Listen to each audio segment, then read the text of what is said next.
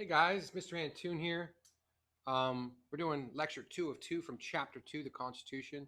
You could see we're starting with section 5 and finishing out through section 8 and understanding the Constitution. So here we go. So what was the debate of the Constitution, guys? How long did it take to actually to debate? And you can see here, I'm gonna show you through an amazing timeline that I created on PowerPoint because I love it. So you can see from 1776 to 1791 when the Bill of Rights was passed.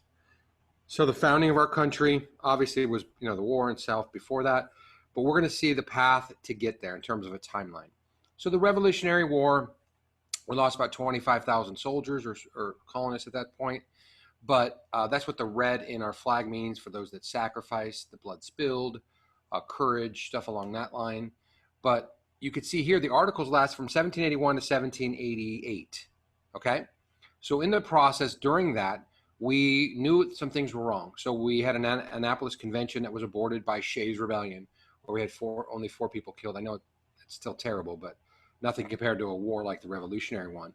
The Constitutional Convention was in 1787. They came up with a great compromise. The ratification took about 2 years to get passed, and during that time, we had the Federalist Papers and the Brutus Papers, and those are the two you need to know, especially for argumentative essays, because it's all really based on what the Founding Fathers discussed during that time. The Constitution was eventually ratified, as you could see here, even though it was signed in 1787, didn't happen until 1789, and then the Bill of Rights was about a year and a half to 2 years later. So again, that's the founding of our country in terms of this visual. You could see from 1787 to 1791, it was about 4 years to get the Bill of Rights as well in there. Now, we have one of the founding fathers who's considered the father of the Constitution because he mastered it. But again, there were so many people who contributed to it. But James Madison, who's slowly become one of my favorite founding fathers, and I'll explain why in a second.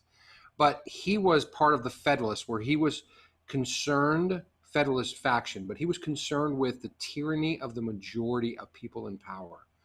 So meaning when they get together and they become so powerful that they impose everything on others without thinking about other people.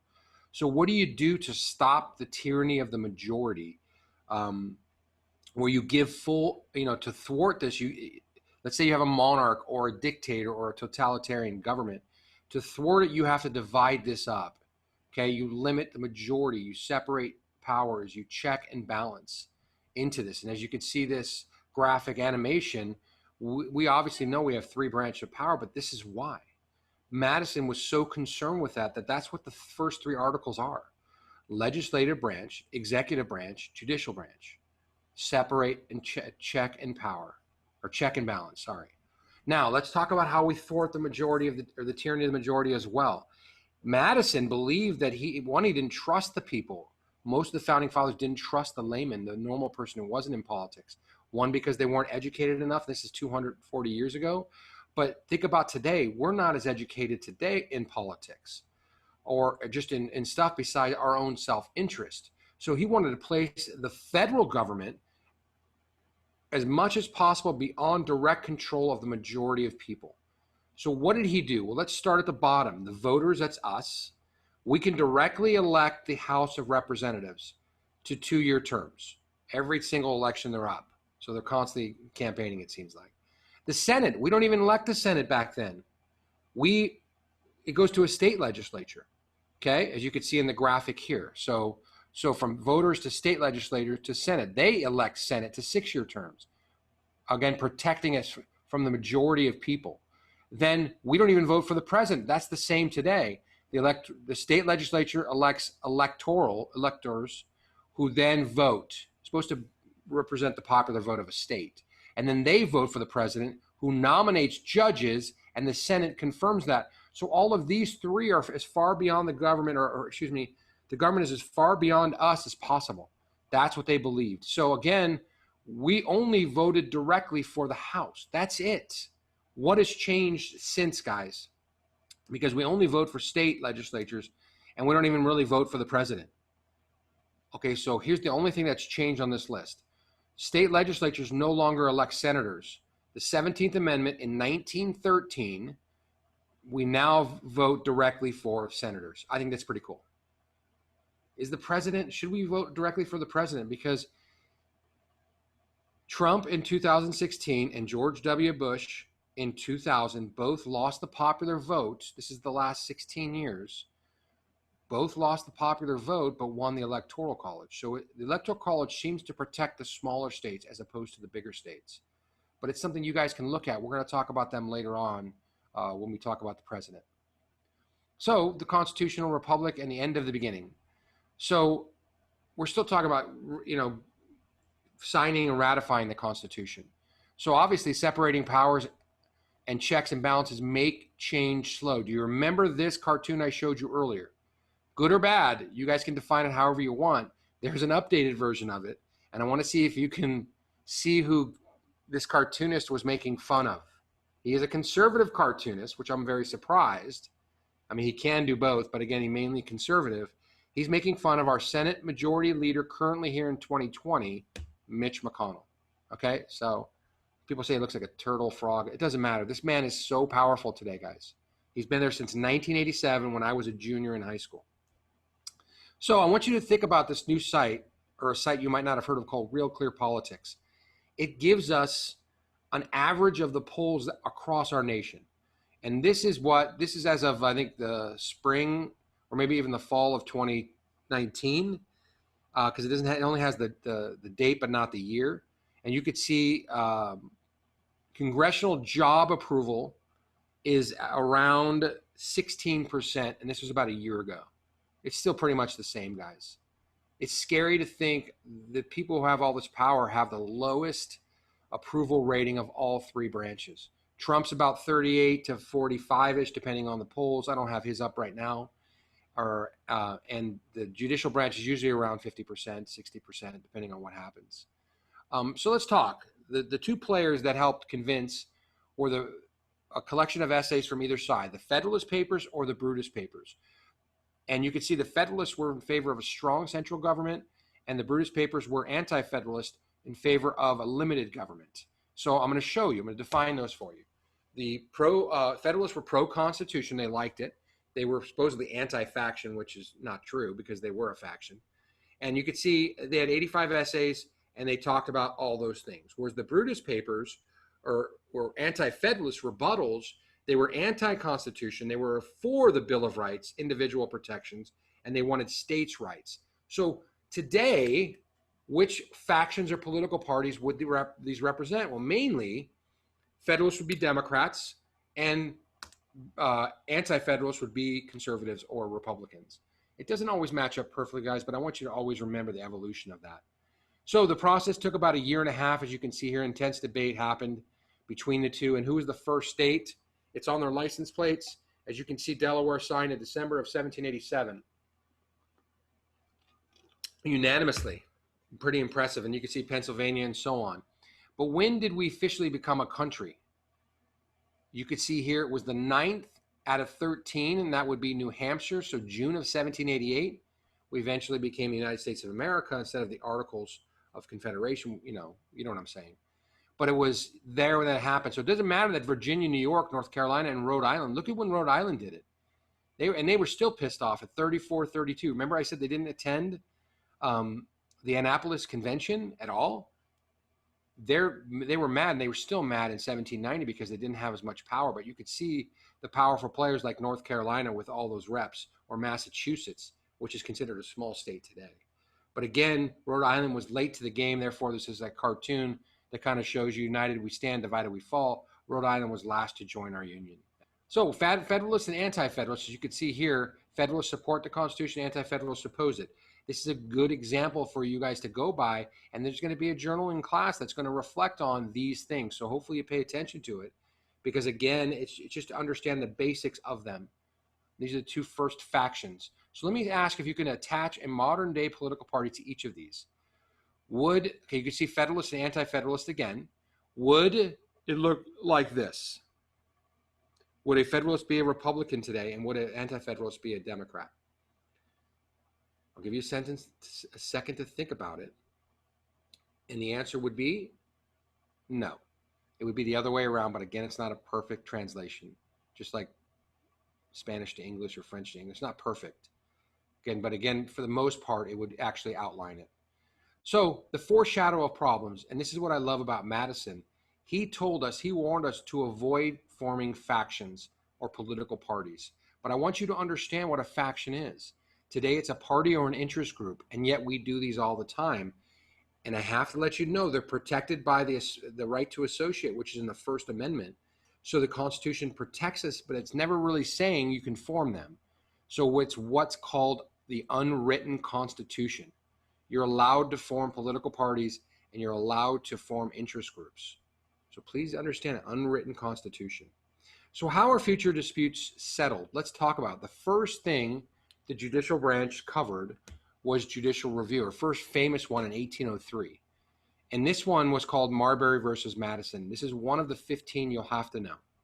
Okay, so what did it kind of state? It stated that the Supreme Court is the ultimate arbiter, in a sense, to interpret whether a law is constitutional or unconstitutional. Obviously, there's lower courts. You have the Court of Appeals, and you have district courts. But again, the Supreme Court's the ultimate one that can overturn all the other courts. Landmark. And that's one of the 15. You hear that deep booming voice from somebody. I don't even know who that is. So here's the ladder of the law, and I love this. This tells you the priority, what we have, the Supremacy Clause. This is known as Article 6, is the hierarchy of authority in the United States. So United States Constitution is number 1, U.S. or federal laws and treaties are number 2, Supreme Court decisions 3, regulations number 4. Look, it's federal government, then state government, then local government. That's the hierarchy. So if the state constitution of Texas says you do not have the right to bear arms, which they would never do, but if they said that, that goes against our Second Amendment, and that would be overturned and considered unconstitutional. So understand Article 6 is the Supremacy Clause in a sense. And there's 6 basic principles to our Constitution. And of those 6, we've covered 3 so far. We're going to cover federalism in Chapter 2. But you could see, again, how we're doing. A judicial review is that they get the ultimate review, Marbury versus Madison. You should know about checks and balances. Any of these you should know about with the Constitution itself.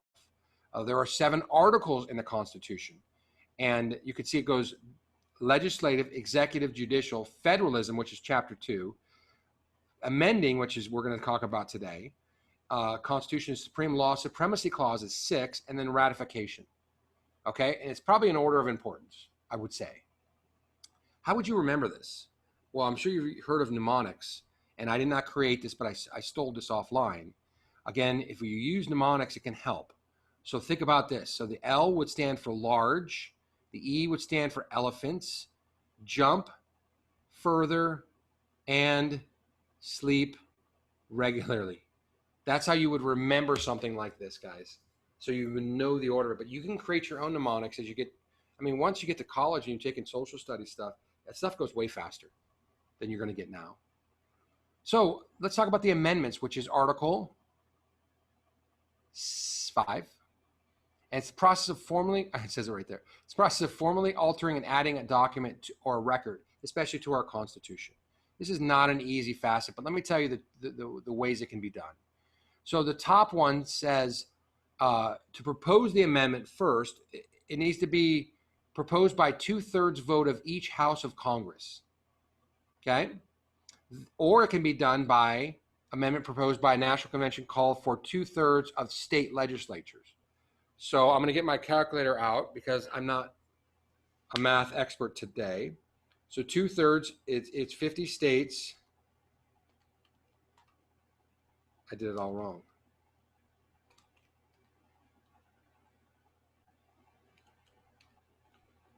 So that would be 33 states would have to go with that, okay? I think I have it coming up on the board. There you go. Boom. I don't know why I did the math. And then the way to ratify it, if it gets past that first step, is to ratify it. Look how hard this one is. It's 75%. It needs to be by 75% of state legislatures, which is 38 states now have to pass it. And then, or it could be done by 3/4 of state legislatures. So I put numbers on the board here. So this tells you of the 27 amendments we have today, 26 started in the top left and went from the top right, where state legislatures agreed with it. One happened from top left to bottom right. So from Congress to state conventions. And then none has happened, or here's an example of that one. The one that happened there was prohibition, ending prohibition, the 21st Amendment. So we can drink alcohol again as a country. None have happened from bottom left to top right, nor has it happened the other way, just to give you guys some history there. So supermajorities are big in Congress and big in our country. It's either 67% or 75%, 2/3 or 3/4. That's really what it is. So if you remember 2/3 on the left and 3/4 on the right, I think you'll get this. And a state convention, for those that don't know what that is, which is the bottom right one, it's entirely separate body from the legislature. It introduces different political dynamics into the process. So it's not state legislators, elected people. It could be people who are part of not elected, part of that state convention, just as representative in a sense. All right, so an example of amending would be suffragettes marching in the 1800s or early 1900s during World War I, and eventually gaining the right to vote. And this is our states which gave women the right to vote. So you could see Texas was in 1918, California 1911. Let me ask you two things. What was the first country to give women the right to vote? Because they earned the right to vote in America in 1920 with the 19th Amendment. So which country gave women the right to vote? Any guesses? It was New Zealand in 1893. You're talking 27 years before America does. So in essence, are we progressive or conservative as a country? You'd have to say conservative here because New Zealand's the progressive ones. Which state was the first one to give women the right to vote? And this is also interesting as well. You could see it was Wyoming in 1869. So Wyoming itself was progressive. That is 18 plus 31, 49 years before Texas did it. That's unbelievable. So I just want you to know that, again, progressive and conservative as a state, as a country, we're very, very conservative. Okay, the 27th Amendment, which is the last one passed in 1992. Again, I'm not doing the math anymore. I've already been lost this morning. This said that you cannot raise salaries of senators and representatives until the next congressional term takes place. Okay, but look how long it took to ratify. They proposed it in 202 years ago, in 18, whatever, and it took them 202 years to pass this and ratify this. Okay, so why is it so difficult to change the Constitution, guys? If we've proposed 7,000 plus, only 27 have passed at a 0.38%, because I already did the math there. The Founding Fathers made it difficult for us to do that. They said, if you really want to change something, we will give you the honor, but you're going to have to go through the very tough to do it, because we think we created a great Constitution. And you can agree or disagree with that. But what are they trying to prove? They want to prove that establishing stability and security throughout our country establishes a rule of law. You follow the rule of law. When you don't follow the rule of law, things start to break down and democracy starts to go away. So here are some current proposed amendments today. The Flag Desecration Amendment in 1995, yet to be ratified. You can see here the abolish the Electoral College, obviously hasn't happened yet. And then the 22nd Amendment repeal, which would eliminate term limits for presidents. Interesting. Proposed but not ratified, which is interesting here is because the Equal Rights Amendment has just had its 38th state. I don't know if I have the stuff for it, but Equal Rights Amendment should be at 28th Amendment, but they say there's a statute of limitations, meaning time-wise, where it needs to be ratified again by a lot of the states in order for that to pass. But you could see other ones that are proposed but not ratified. And again, Texas, you could see yes or no in terms of what they did. We said no to the child labor one. We said yes to equal rights. And again, I don't know what that. We did not complete action on amendment during ratification period. So there's a period you have to follow during that. So why'd they build the process in there? We already said that, but again, they said flexibility. They want you to change today based on your time, but it's very hard to do that. It's the key to survival of this Constitution, and it's the second longest one The UK's constitution is not official. It's kind of ongoing and keeps, it's called common law, where it keeps adding to it. Kind of started with the 1215 Magna Carta. And many decisions were left up to Congress. If they wanted to change something, they had this thing called the elastic clause or the necessary and proper clause. If they need to do something, they can do it. Again, that's kind of generic, but again, that's what it is. For instance, the second major Supreme Court you need to know was about the National Bank. And let me give you this landmark. I had to throw that in there again. McCulloch versus Maryland in 1819. The U.S. Congress created the National Bank, and that was with Alexander Hamilton. The state of Maryland put a tax on the National Bank because it was in Maryland. And they said, no, you can't do that. So John Marshall's decision, you can see there's a constitutional issue, was the creation of a national bank by Congress constitutional under the elastic clause. John Marshall declared the federal law creating the national bank was constitutional because it was necessary and proper. So therefore, Maryland could not tax a national entity. So there's another second famous one for you. You have to know that one. It's really states versus the national government. The national government always wins out. Okay? So the informal process of change, if we don't have an amendment, there's other ways to do it. Basic legislation like Help America Vote Act of 2002, after the debacle in Florida, especially during the 2000 election. It can also be done, you can see there, that was the 2000 election. It could be actions of the president. What did Obama champion? Well, climate change and changing things from gas powered to electric. Well, what has Trump done in response to that? Pretty much trying to get rid of that through executive orders. It could be him doing executive order as well. I'm just trying to show you from Obama to Trump, whatever it is. And you can see countries, Trump got us out of the Paris climate agreement. We are, I think, the only one left. I think Syria joined it, and I think it's Nicaragua as well. I think they joined it as well. I think we're the only country not in the Paris climate agreement today. Decisions by the Supreme Court like same-sex marriage, we've already spoken to, Marbury versus Madison. And then here are Greg Abbott's 8 proposed amendments as of 2016. And I want you to look at them. What do most of them have in common? And I've highlighted them using the highlighter. It looked like it was on caffeine there. What do they have in common? They're all about what?